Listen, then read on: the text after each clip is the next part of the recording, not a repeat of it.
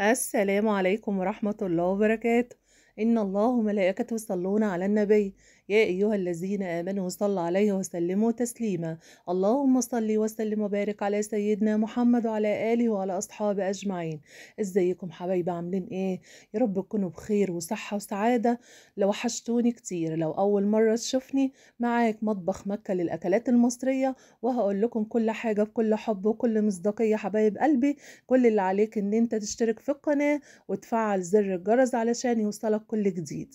بص بقى النهاردة بقى حاجة كده بقى تحفة، وحاجة بقى كده عملنا صينيتين مكرونة بصراحة أول مرة أعملهم بالأطعم المختلفة دي. كان بصراحة بقى لي فترة عندي كيس سوسيس أو اللي بنقول عليه الهوت دوج، بص صغنن ازاي وجميل.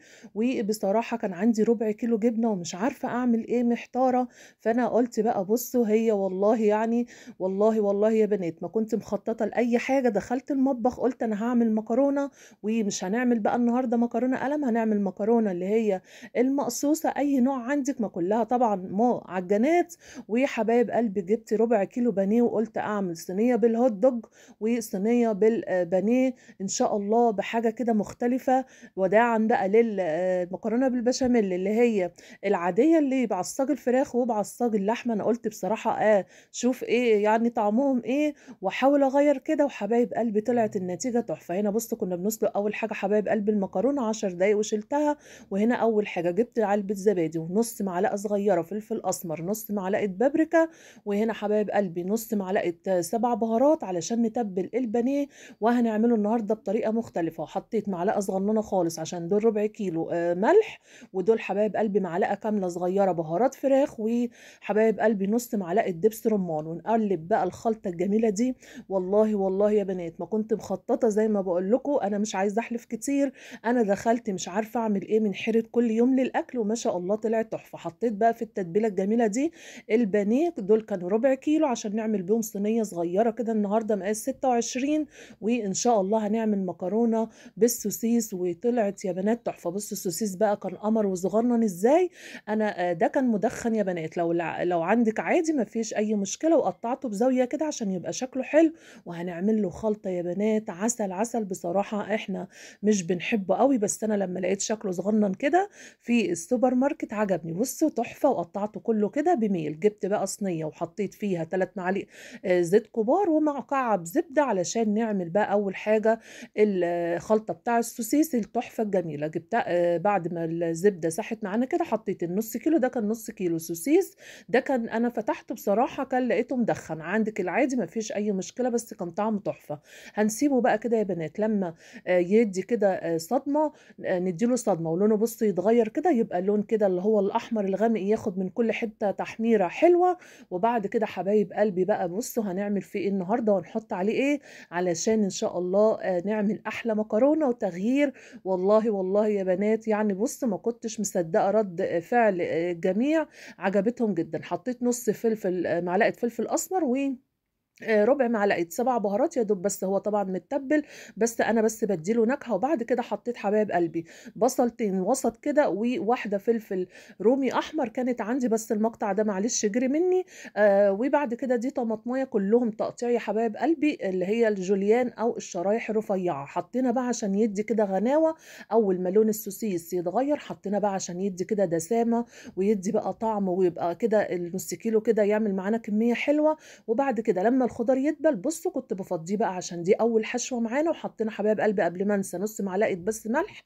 كل دي علشان حبايب قلبي ان احنا بس نتبل الخضار. وطبعا السوسيس متحيق ونحطه على جنب يبرد. بعد كده بقى هنعمل الخلطه العسل بتاع البانيه. حطيت برضو 3 معالق زيت ومكعب زبده. ونحط بقى يا بنات الربع كيلو بانيه ان شاء الله بالتتبيله العسل دي يا بنات. بصوا مش قادره اقول لكم. وان شاء الله والله يعني زي ما بقول لكم كذا مره، انا مش عايزه احلف كتير. تحفه ما شاء الله. كنت اول مره بصراحه اعملها، انا من حيره الاكل زيكم. كل يوم انا دخلت المطبخ مش عارفه عملت ايه، بس الحمد لله رب العالمين عملت ابداع وعجب الجميع. نسيبه بقى حبايب قلبي لما بصوا يتحمر على كل جانب وتحروق كده، وخد اللسعه الجميله دي. وبعد كده بقى بنشيله وبنحط نفس القصه بصلتين او بصلايه وواحده فلفل رومي يتبلوا. وانا بقى خدته على المطبخ كنت بقطعه عشان لما نحطه على المكرونه يبقى حبايب حبايب قلبي شرايح حلوة كده، أو عايزة تقطعيه مكعبات مفيش أي مشكلة. بصوا بقى، ولو دقتوا يا بنات الخلطة والزبادي والبهارات اللي حطيناها وربع معلقة الدبس الرمان، تحفة تحفة. إن شاء الله بقى هي الخلطة عجبتني وأول مرة أعملها بصراحة، وإن شاء الله نعمل بيها حاجات كتير إن شاء الله. الوصفة بتاع الفراخ دي تغيير عن القلي. وبص بعد كده بقى لما الخضار دبل، رحت مقطعه حاطه عليه البانيه اللي احنا قطعناه في الطاسه، العسل بقى وكل البهاريس نازله، وبرضك حطيت قطايه قطعتها جوليان، كله جوليان. عايزه تقطعي مكعبات مفيش اي مشكله. كل دي حاجات اختياري براحتك على حسب تقطعتك، بس انا بحبهم كده اللي هي الشرايح الطويله او بنقول عليها الجوليان. وبعد كده حبايب قلبي طبعا البانيه استوى، انا عايزه الخضار يدبل وشيلته، يبقى احنا كده معانا حشوتين قمر قمر واقتصاديين وعلى قد ايدينا في ظل غلاء الاسعار، ينفعوا ان شاء الله لاي نوع مكرونه. بصوا بقى، انا كان عندي المكرونه المقصوصه غليتها وصفتها وعملنا الحشوتين. وتعالوا بقى نعمل بشاميل خفيف كده، احنا مش عايزين بقى بشاميل كتير عشان هنعمل طبقة واحدة مكرونة. حطيت نص لتر لبن ونص لتر شوربة كنت مصفياه من اي شوائب كان عندي. ويا حبايب قلبي 2 معلقة بودرة، قلت بس يعززوا الطعم، عندك معلقة قشطة مفيش اي مشكلة.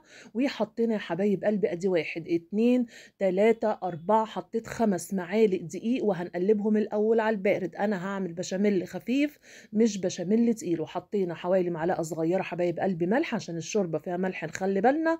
ويا حبايب قلبي نص معلقه فلفل اسمر ورشه بس كده 7 بهارات، ونقلبهم على البارد. ما عندكيش شوربه عايزه تحط لتر لبن مفيش اي مشكله. الصينيتين خدوا مني لتر، وحطيت بعد ما قلبتهم وامتزجوا الدقيق واللبن البودر مع المكونات، حطيت مكعب زبده وحطيتين واسفه معلقتين زيت، وحطيناهم على النار لغايه ما تقلوا معانا احلى بشاميل كريمي وخفيف. بعد كده جبت صينيتين، انا بصراحه ما رضيتش احطهم في البايركس، البايركس مش عمل يا بنات بيحرق وبيلسوع الاكل من تحت، فانا برتاح بصراحه للصواني الالمونيا.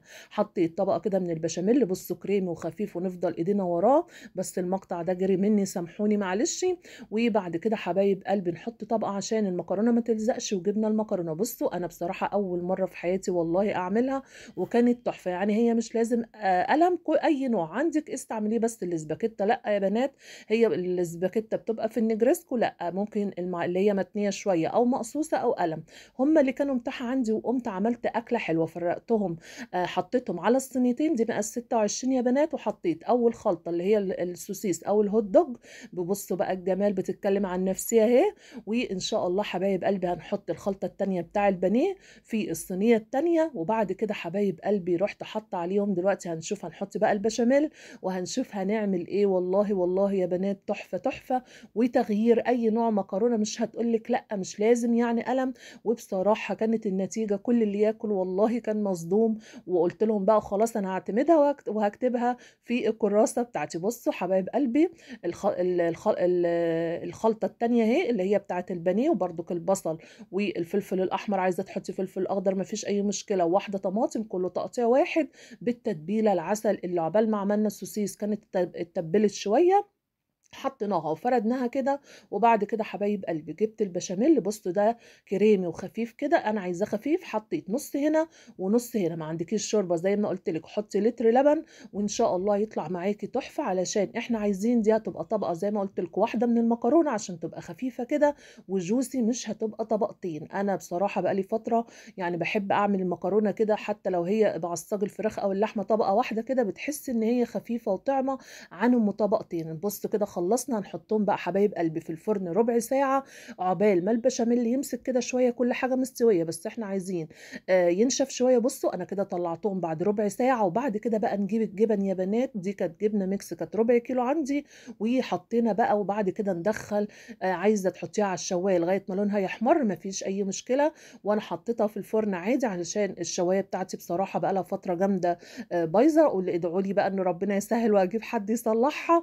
ويا حبايب قلبي حطيت بقى الجبنه كده، وان شاء الله حبايب قلبي اول ما اتحمرت رحت مطلعاها يا بنات، وحاجه بقى ان شاء الله يعني مش مهما اوصف ومهما اتكلم ان شاء الله تجربيها. وحاجات على قد ايدينا اللي في البيت هنعمله في ظل غلاء الاسعار وفي ظل الظروف. يا رب يا رب ما يجيب اي حاجه وحشه لحد، ويفك كل كرب اي حد متضايق، ويجعلها سنه حلوه عليكم ان شاء الله. حطيت الجبنه حبايب قلبي اهي كلها، وان شاء الله هدخلها الفرن. يلا اعملي لي بقى لايك واشتركي واشتركي في القناة وقولي لحبايبك على مطبخ ام مكة علشان يوصلك كل جديد. حبايب قلبي عايزة القناة تكبر بيكم، وان شاء الله ربنا سبحانه وتعالى والله والله يا بنات انا مش عايزة احلف كتير، بيديني افكار طول ما انا واقفة والحمد لله بتطلع حلوة، ولازم اعرف حبايب قلبي الحاجات الحلوة دي. بص طلعت بقى، بس طبعا كنت بعمل بقى ايدي كانت مشغولة في كذا حاجة، فيا دوب اتلسوعت شوية الجبنة، بس الحمد لله كانت عسل عسل. بصوا يا بنات مهما اوصف لكم ولا مش لازقة ولا اي حاجة، عشان انا كده بحب الصواني الالومنيا، عشان بقول لكم انا برتاح فيها